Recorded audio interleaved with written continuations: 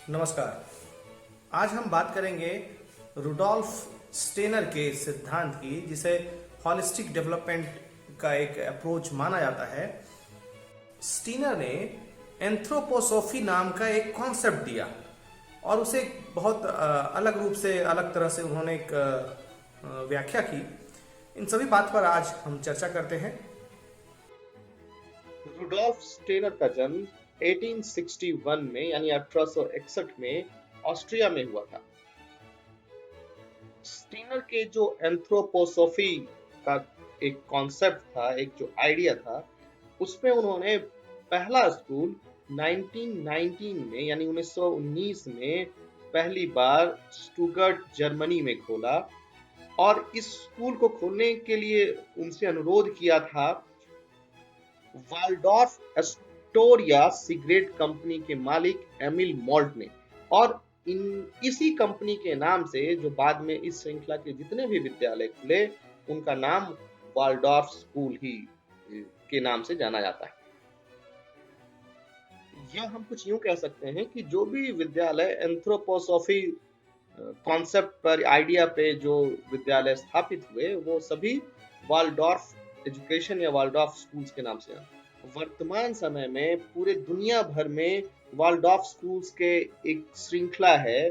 भारत में भी करीब 25 विद्यालय इस आइडियोलॉजी के साथ काम कर रहे हैं और पूरे विश्व में तो 1200 के आसपास विद्यालय हैं। वाल्डॉर्फ एजुकेशन का जो मत है, वो एंथ्रोपोसॉफी को ह्यूमन विजडम के रूप में लेते हैं, या फिर जो मानव के अध्ययन का जो एक क्षेत्र है, वो अलग रूप से एक अध्ययन का क्षेत्र है, उसे एंथ्रोपोसॉफी के रूप में माना जाता है। खुद स्टीनर भी इसे ऑक्यूल्ट साइंस और स्पिरिचुअल साइंस के रूप में बोलते हैं। आइए अब हम बारी बारी से जो स्टेनर द्वारा मानव विकास के क्रम में जो अवस्थाएं बताई गई हैं, उनको जानते हैं। उन्होंने जो प्रत्येक अवस्था को 7-7 साल के आयु में विभक्त कर कर बांटा और प्रत्येक जो अवस्था थी उसके लिए एक किसी प्लैनेट या ग्रह को उससे जुड़ाव को स्थापित किया। स्टेनर ने जो पहली अवस्था बताई है, वह बताई है 0 से 7 साल तक। और ये जो अवस्था है वह एसोसिएटेड होता है मून से। इस अवस्था में बच्चे जो इनहेरिटेड गुण हैं उनको लेकर वह एक पूर्ण रूप से बच्चे के रूप में अपने आप को डेवलप करता है।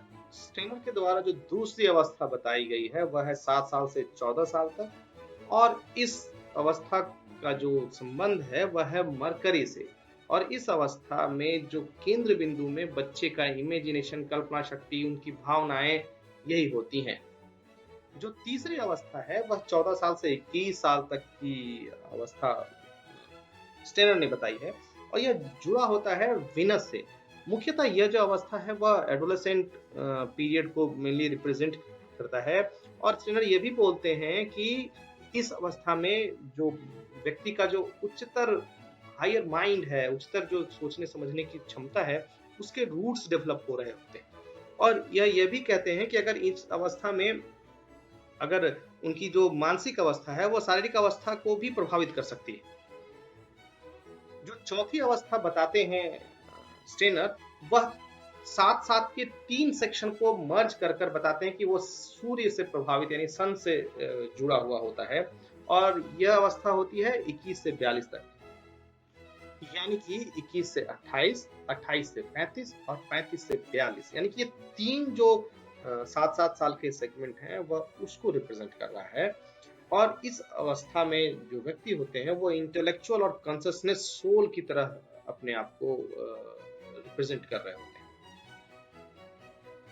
जो अगला 7 इयर्स का जो सेगमेंट होता है वह होता है 42 से 49 तक, और यह जुड़ा होता है मार्स से। यह जो हायर स्टेट ऑफ कॉन्शियसनेस को रिप्रेजेंट करता है।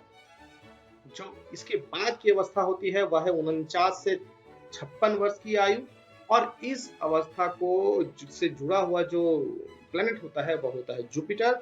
और यह मानते हैं स्टेनर कि यहाँ पर विजडम जो है वह उसका उदय हो रहा होता है।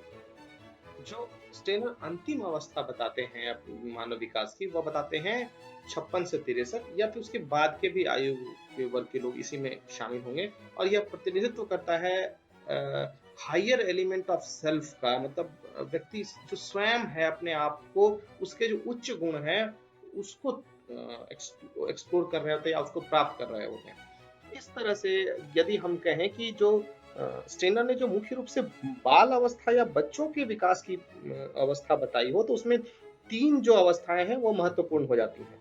जो पहला स्टेज है वह जन्म से 7 साल तक का, और स्टेनर इसमें बताते हैं कि यह इस अवस्था में जो कॉन्शसनेस है उसका सेंटर होता है हाथों में, और बच्चे डूइंग द्वारा सीखना चाहते हैं, करके सीखना चाहते हैं और इमिटेट करते हैं, दूसरे बच्चों को अनुकरण करके सीखते हैं।